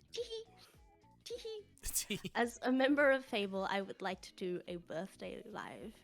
Because I haven't had a birthday yet, and that's no one's fault but my own, because I didn't feel ready to do a birthday live in the past 2 years that I've done it. I feel like the first time was like, of course I wouldn't have a birthday live that early. I barely knew anything about idling. Like, there's no rules as to how early you can do things, but for me personally, I did not feel ready to run a live or have a live centered around me. It took a long time before I was like comfortable existing solo on the stage. But now I feel like it's a bit long overdue at this point because I've been here 2 years and I haven't had a birthday live yet. Not to say that everyone has to do a birthday live, but with how often I've been performing, it's kind of like, oh, it's a little odd that the other members have done multiple at this point and I haven't done one. So optics-wise, it looks strange. So bucket list, birthday live, which hopefully should be happening this year in September. Yeah. So, fingers crossed everything goes well. I'm hoping, because it's also taken so long to do this live, I want it to be extra special and have a lot of stuff in it. I don't want it to feel like it's my first time running a live. Like, I want people to like show up and be like, damn, this feels like you've been doing shows for a while. And like you've been doing many birthday shows this whole time. Like I want people to be shocked by how well run it is. So we'll see how it goes. We'll see. It is still my first, but we'll see. I guess going after that, like, what is one venue that you dream of like performing at? I say dream big. Let's go to the ICC, which is where the Smash convention is held. Instead of having Smash, let's just have a concert there. Let's fill that bad boy out. Let's get a stadium. Let's get a local stadium somewhere, because also I'm really attached to the local community and the local scene here. So a lot of people, when they have like dream performances and stuff, they want to like leave the country, and I'm kind of like, I love Australia. I like it here. But also, like everyone else, it would be fantastic to perform anywhere in Japan. Budokan, let's fucking go. I would be interested in performing in America. Yeah. Please. I would be interested in performing just about anywhere. I just love the stage. But I also, as much as I say that big venues are fun, I feel like that's a thing that I only really want to do once or something, because being able to be in close quarters with the audience and being able to interact with them more intimately is a big part of what I prioritize and enjoy about being an idol. So if the stage got too big, or if the audience got too big, I fear I would lose some of that connection with the audience. And so my dream venue is still ultimately pretty small, I think. So 100 tickets actually is quite a good spot to be for that, I think. For sure. I guess since you have tenure, you are an experienced member indie Sydney scene, idol scene, and Tenure. tenure. It's a good word to use. I'm not calling The you old. conditions under which land or buildings are held or occupied. The holding of an office. Oh, like yeah, I'm old, yeah. No, you're not old. That's all I meant. You said this before the stream as well. I'm calling you out. No, you are a veteran, I guess. In the idol 2 scene. years isn't that 2 years long, is but fine. Yeah, but it's fine. Do you have like any advice for Kai Guy idols or like idols in general? As much as I love giving advice, I love giving personalized advice. So giving general advice, I'm kind of like, what the fuck could I say that could help a random miscellaneous person? Hot take before I give advice. Should I say this? Yeah, Hot why not? take. I think the phrase or the word Kai Guy is a bit overused. I think, like, yeah, it's a word. It has a definition. You can use it. It's not illegal to say Kai Guy, but also, before you are a Kai Guy idol, you are an idol. Right. So I would like everyone to think of idol as idol. And I feel that there are a lot of cases where someone calls themselves a Kai Guy idol as a shield and to try and protect themselves from the expectations that they think idols have. And to that I say, do you want to be an idol or not? You know? And so in a way, maybe that's my advice. Like, really think, do you actually want to be an idol? And what is an idol to you? And do you want to do that? A lot of people go into what they think is being an idol and then later discover that is something they don't want. That is fine too. Like, it doesn't hurt to try. And then decide later if you don't like it. But just like, I think a lot of people go into it and go into idling without thinking of what it means to them. Because ultimately, other people's definitions, like, fuck it, my definition of an idol doesn't need to mean anything to you. But what an idol means to yourself needs to be quite defined. It did take me 2 years to figure out what it meant to me, but throughout those 2 years, I was constantly trying to figure it out. So maybe that's my advice. Just make sure you're always trying to find your North Star. Think of like why you are here. Because otherwise, if you can't find a reason to be here, why are you here? Like, leave. Do something else that you actually want to do. You know what I mean? Right. Maybe that's a rough way to say it, though. I mean, tough love. But yeah, it is a good way to put it. I guess after that, like, since you did perform like for quite a while in the Sydney scene, what are some things that like the scene needs to improve on? Ooh. All right, Sydney scene, listen the fuck up. All right, I'm gonna say, I don't know, what do we need to improve on? In the long term, getting bigger. In the short term,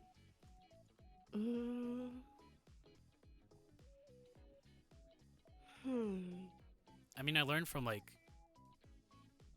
that like people started doing lifts. That's cool compared to last year. Oh, people were doing lifts last year, but now they're doing it like every song. Oh. They're really excited to do their lifting. And I think they've been doing it safely, so there's nothing to learn there, really. I don't know. What is there to learn? I feel like the scene's in a pretty good spot. The things that need to improve is more that as we get bigger, because I believe we will, as the scene gets bigger, we just gotta survive any growing pains that happen with that. But I don't know. I love the people here, and I love the scene here. Love and peace. That froze. Love and peace. I feel like everyone's pretty nice. It's great. I think we're pretty alright down here.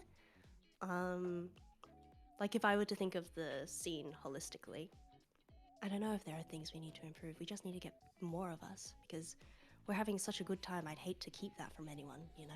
Like, there's so many people who would also want to have a good time with us, and I want to be very inviting, bring in other people. So, but and also the scene here, the audience here is very receptive to inviting new people. Like when there are new people, they tend to like try to bring them in, like be like, "Oh, is it your first time in the pit? Come closer." I don't know. Everyone's really welcoming and really nice. It's really good. And I don't know if I necessarily have anything I want to say to the idols here that I haven't already said to them. Because, like, yeah, I don't know. If I have thoughts, I'll tell the people directly. I don't really have general notes for what the scene needs to do. Do you have any notes? You have anything you think the scene should do? I kind of don't have any experience because like I was not there.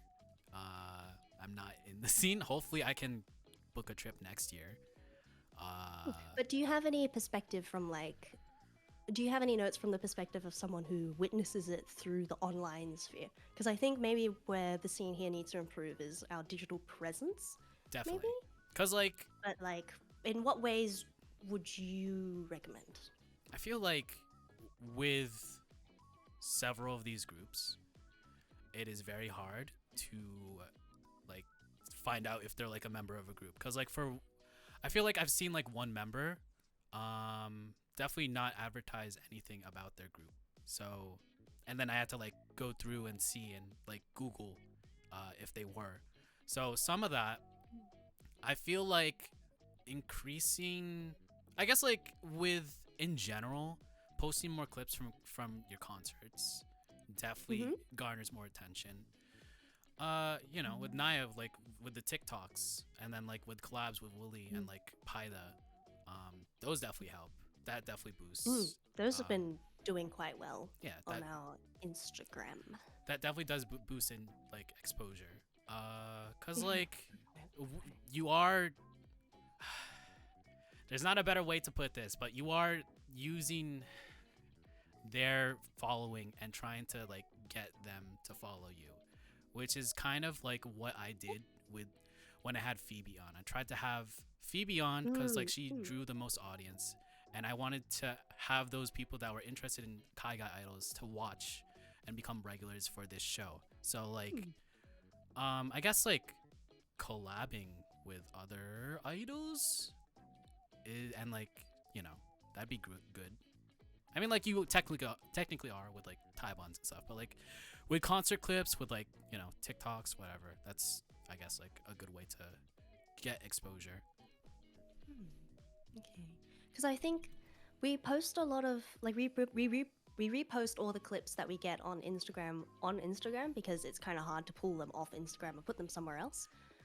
And because most of our scene tends to be on Instagram currently, we're a little bit stuck. I think maybe that's my advice. Well, maybe that's my note for what the scene can do more of is posting on other social media platforms. Yeah.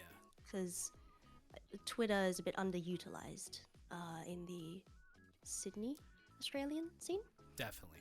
I feel like it's also like underused in like the US scene because definitely in the last Taiban type event, or like the first one that I went to, like all the there was like one group that had no Twitter presence, but they had an Instagram. But it's weird not being on, you know, one or the other, you know. I feel like because currently I'm running the Fable group Instagram. I feel like every member's had their turn. It's currently my turn on the Fable Instagram. What my findings have been on the statistics there is that a lot of the people that we reach on Instagram tend to be people who are more adjacent to idol culture. So people who are cosplayers or people who are interested in Kaigai idols, but mostly with the intention of becoming a Kaigai idol. Where I feel like we don't reach as many people who are idol fans. They are always idol fan and something else. Idol fan and a cosplayer. Idol fan and wants to be an idol. Or idol fan and an idol. We reach a lot of those kinds of people on Instagram. And also a lot of minors. Who are also then cosplayers or aspiring idols. So the demographic that we reach on Instagram is very, very different. And I feel like where all the fans are is on Twitter. I feel that But I don't as know well. how to reach them. I guess don't like know, just try to more, I guess. do the same, like post clips, concert clips, fan cams, any like you know, dances, dance challenges, fine. But like that's usually I guess like I don't know why this turned into like a one-on-one session of like a consultation, but yeah, but like This is what I wanted all along. this- This is my agenda. but yeah, like posting more stuff, trying to attract more people. I guess starting out, you could use a lot. Like Citrus Plus does like the hashtag Kai got idol, hashtag idol stuff, and that's a good way to like Oh, I didn't even know. you know like get people. I think when I started out as a VTuber, I used to like abuse hashtags to try to get more viewers, and now I don't. I'm very much don't need to do that, but like yeah. Oh, and I mean, like Fluff said, like I guess like you guys have an advantage for internationals because you do ship internationally. I pre-ordered my Waypoint checkies, and I think I got the third anniversary checkies. Hopefully, yeah, those got shipped. Yeah, you definitely have like definitely an advantage, and I guess like potential to like reach out for. Yes, checkies. Reach out for a bigger audience with the Western audience. Yeah. I mean, are there... I guess I've never had to pay attention, but I'm not sure who does offer international shipping and who doesn't. I didn't realize that was something that was of note enough that we should promote it, but good to know. I feel like, because like I've good to only know that we can do that. of the Aussie like scene, excluding Ria and Gumi, like you, Fable in general, and then Wooly, I bought checkies from, and then I don't really know any other groups that do that, but yeah. Interesting. Oh. Okay, international shipping good then. Alright, maybe we can push for our merch more. I don't know. I've been trying to go harder for ticket sales because, you know, 100 tickets and all. Yeah, I feel like But also we do need to push our digital presence more, but the metrics for whether or not we're succeeding are a bit harder because I feel like saying how many followers you have or how many views you have is not necessarily a good way to measure. yeah, digital definitely. Because presence. like for me, I have like 890 followers, but all of those followers come from different like eras of me. Some of them are when I did like wrestling stuff. Some of them are definitely majority are now from like doing Idoleyez and like you know different eras. None of them are like a small slim amount of them are like watching this show. So it's very much hard to carry over. But like I guess in your case, since I guess like in your case you definitely have a lot of Aussie viewers or like Aussie's followers, what? And then like there's more potential to have them go to shows, I guess. Or buy merch there. Yeah. I feel very lucky to have the fans and audience members that we have because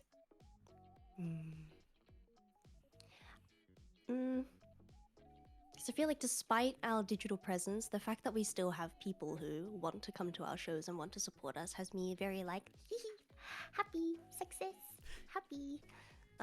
But now it's like, oh, that means that surely if we got on the internet, if anything, we would scale up. There'd be even more people who would see us and therefore more people who have the potential to like us.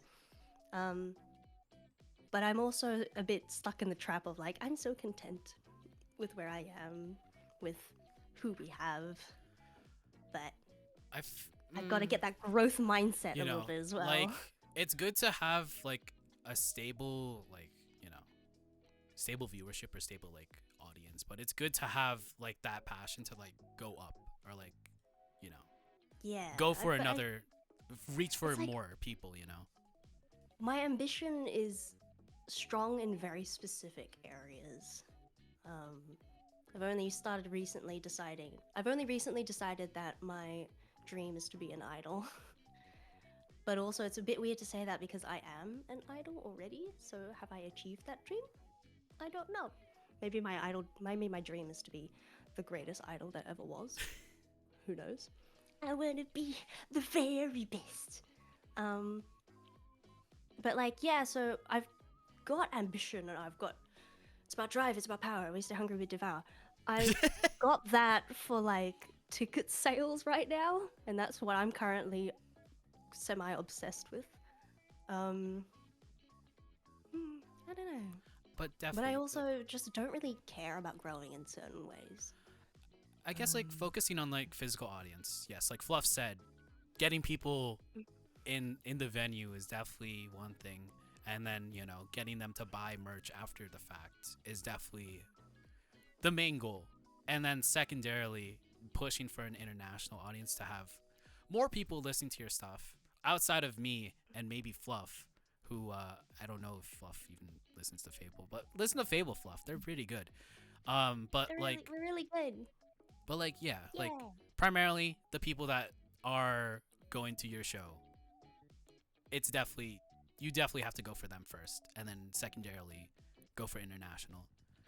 Yeah, I feel like we've spent a lot of the time that Fable's been doing stuff has been spent making the audience experience better and making things better in person. And now we've gotten to a point where it's pretty gosh darn good. Like I talk to people who have been to like gigs and live performances, like local ones for like bands and like indie musicians and stuff. And generally, the quality of Fable performance is pretty gosh darn good. Like our performance and our events. So it's now a matter of like we're not necessarily done with that, because of course we can always keep improving and keep getting better with our live shows, and we should continue to make those the best that they can be. But also it's sort of like now we got to start thinking about digital international audiences growing a bit beyond that, Right. because otherwise we won't be able to get more people in our physical shows. Because to me, everything comes back to wanting people in front of me to perform to, or perform with, even. I don't know. Any word. Perform in the same space with. Right. And if it takes trying to have a bigger international and digital presence for that to happen, then that is what I will do. I think. Because I feel where I'm like, at. I don't want to bring it up, but like with Crazy Fantasy, they're definitely catering. Despite being like in Japan, they're definitely catering to the Aussie Idol audience, and definitely, they flew here. They've not flew here, but flew to Australia and doing a bunch of shows, and definitely getting more people into the, I guess, new version of Crazy Fantasy. But like catering to that international audience, but it is a thing to promote for like outside of your primary, but you definitely have to focus on like the main audience. It's just fascinating that I hear so many online American people who are like, I didn't know that this existed. I didn't know that the Australian scene existed. I didn't know that the Sydney scene existed. And but generally anyone who discovers it tends to really like it. Yeah. So I've kind of been like, oh shit, we have a bigger appeal than I thought. We gotta reach all these people now, but Yeah. we haven't set up any infrastructure for that to happen. Like we Right. don't have a system for like filming clips and putting it on Twitter for people to view. I don't know. So it's a bit of a catch-up game in some ways to try and be like, hey, by the way, we exist and we're cool. Now that you guys know that we exist, here's more of our stuff that we now have to digitize and didn't know how that we had to do that before. Or although I think Sunny for a long time was trying to reach people in America through Discord servers. So presumably whatever avenues they used didn't quite reach the masses. So, but maybe Idoleyez will be the one. Hopefully. Oh my god, hopefully. I'm so worried. But I hope it will be, but this is the beginning of the arc, so this one stream doesn't have to be. This is the start. yeah, This like is just the beginning of the big month. the US I guess idol scene is definitely craving more people, especially people outside of the US. So yeah, it's definitely worth promoting there, or like promoting to that scene secondarily, but primarily Aussies. Yeah, I guess like going after that, going to like I guess something deep. What do you plan on doing after being an idol? What do you mean after? I'm After gonna die an idol. idol forever? Maybe. I don't know. I feel like a lot of people that I've interviewed definitely have that dream of like becoming an idol, like until whenever. Cause like Phoebe had that same dream. I think Aiden had that same dream. Crystal, I guess like became a VTuber, but yeah. I guess my sort of thoughts are that if I have any dreams and ambitions, I don't really have any that can't be done now at the same time as an idol. There's no need for me to finish idol and then do something else. Right. It's not as though the goals and ambitions I have are things that can only be done if I'm not an idol. I don't think. Maybe I'm too open-minded in that way, but it's like a hot take. People can get married and have kids and still be an idol or something, you know, like if that was someone's dream, they could do that. I don't really dream of getting a full-time job that isn't idol, so it's not as though I need time away from idol to do something. I don't know. Because I have always wanted to have my own fashion label, fashion brand, sell clothes and make cute clothes and make cute stuff. But in a way, idol sort of scratches that itch for me because I'm already making cute stuff. It's just not always wearable. And sometimes it is because t-shirts and stuff. So like, in a way, it all comes back to idol and is all still my dream. For as long as I'm able to, because also you never know when in life you may become disabled beyond a point where you can be an idol in the way that I would want to be an idol. So I kind of just want to keep going while I can, and currently nothing seems to be in my way. And I don't see why I couldn't achieve all my other dreams while also being an idol. So Right. nothing specifically after being an idol. I see.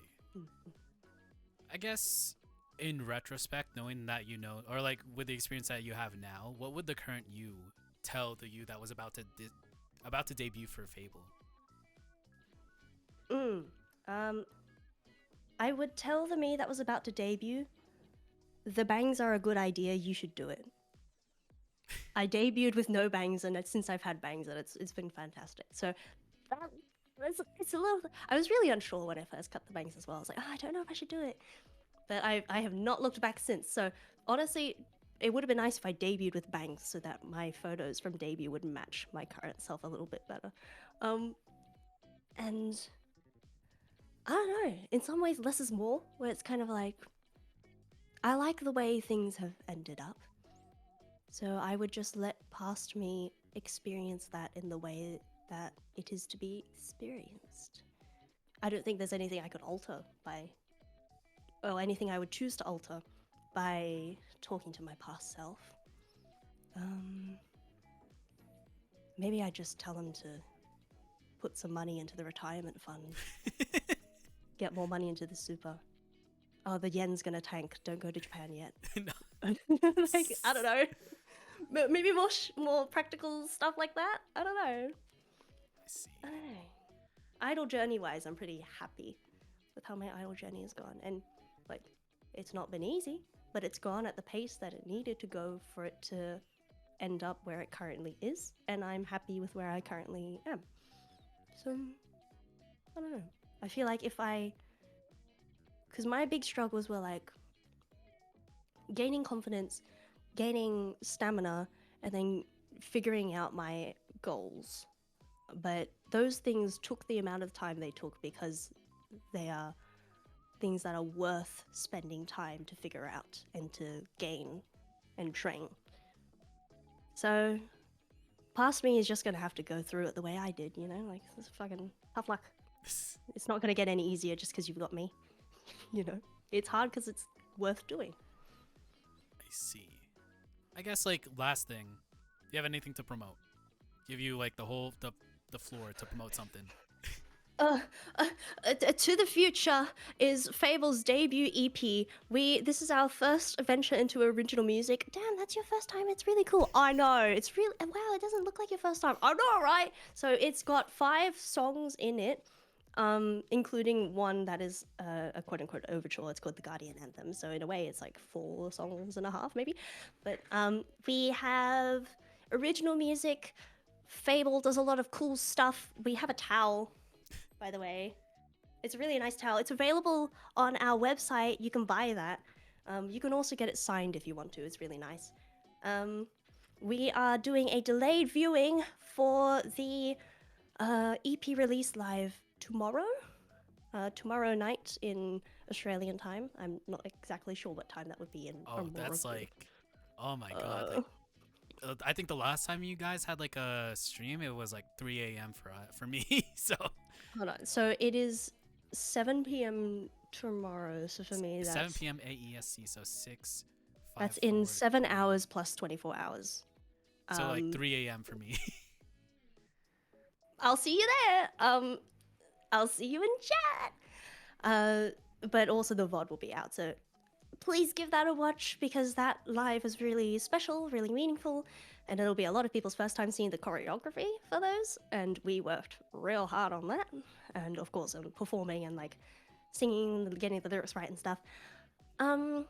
Fable has the CDs for sale on our website, the towels for sale on our website, various other older merch items are also still for sale on our website. We have a new website, like we used to have our card, now it's fablefuture.com. Yeah. It's juicy. It's got our own, like, we've got our own domain name, you know, like it's like, yeah, www.fablefuture.com. It's cool as fuck. It's got all our upcoming events on there. We've got a bunch. If you're in Sydney, you should come see us. You should come see us at all of them because we haven't shown our new costumes in a little bit. So if you want to see the new costumes, you should come to the upcoming shows and or watch the delayed viewing because you'll see those for the first time there. They're really nice. And also follow me on Twitch. I do streaming. I want to do more streaming. Kitsu Mayhem because it sounds like Kitsune and I am a fox idol, kinda. What else? Follow Australian idols. Check them out. You'll see more in this coming month on IDOLEYZ.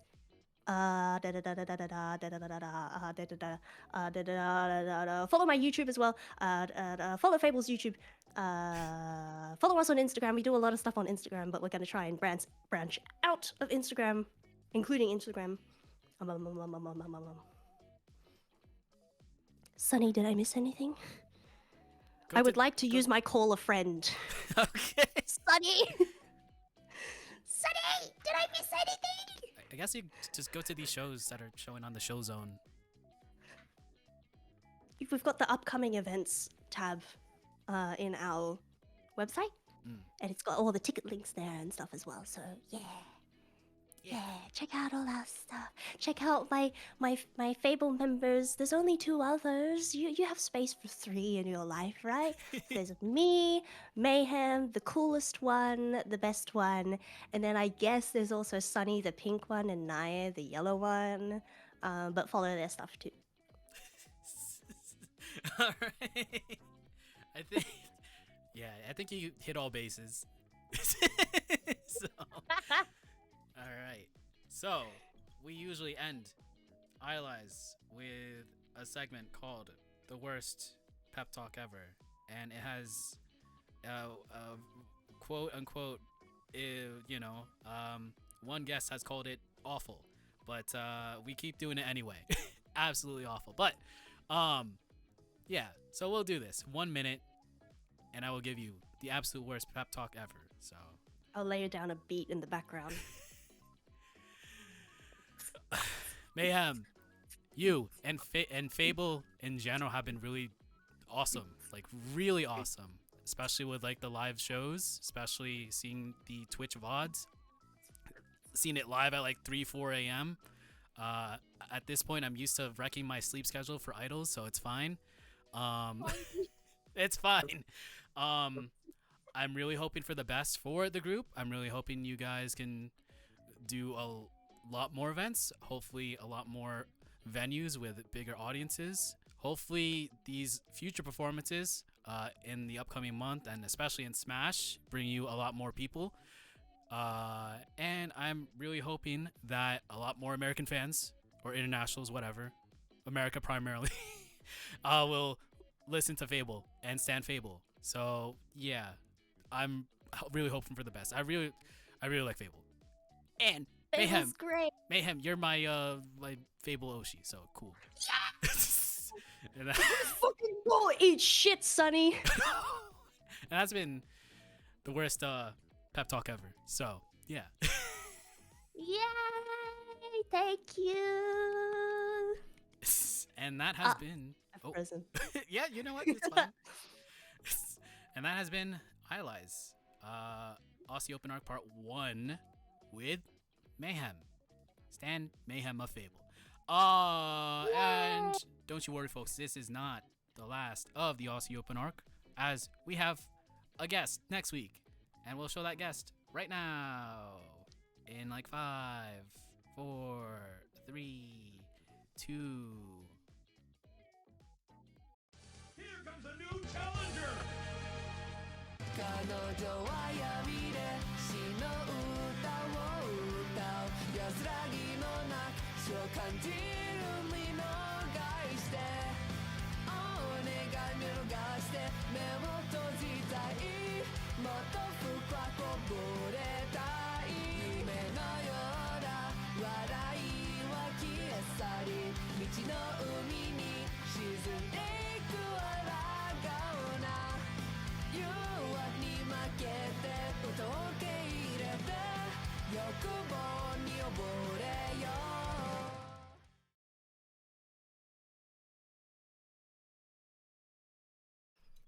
But yeah, we have next week, episode 10. We have Amy Tarasu of Citrus Plus.